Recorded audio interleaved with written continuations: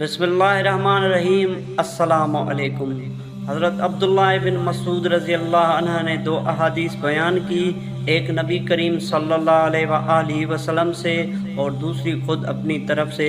کہا کہ مومن اپنے گناہوں کو ایسا محسوس کرتا ہے جیسے وہ کسی پہاڑ کے نیچے بیٹھا ہے اور ڈرتا ہے کہ کہیں وہ اس کے اوپر نہ گر جائے، اور بدکار اپنے گناہوں کو مکھی کی طرح ہلکا سمجھتا ہے کہ وہ اس کے ناک کے پاس سے گزری اور اس نے اپنے ہاتھ سے یوں اس طرح اشارہ کیا۔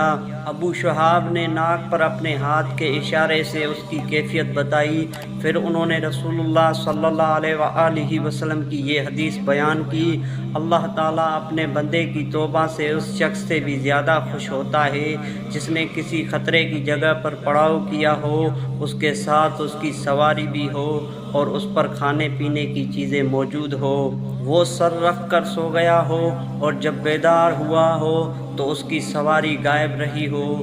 آخر بھوک و پیاس یا جو کچھ اللہ نے چاہا اسے سخت لگ جائے، وہ اپنے دل میں سوچے کہ مجھے اب گھر واپس چلا جانا چاہیے، اور جب وہ واپس ہوا اور پھر سو گیا لیکن اسے نیند سے جو سر اٹھا تو اس کی سواری وہاں کھانا پینا لیے ہوئے سامنے کھڑی ہے، تو خیال کرو اس کو کس قدر خوشی ہوگی۔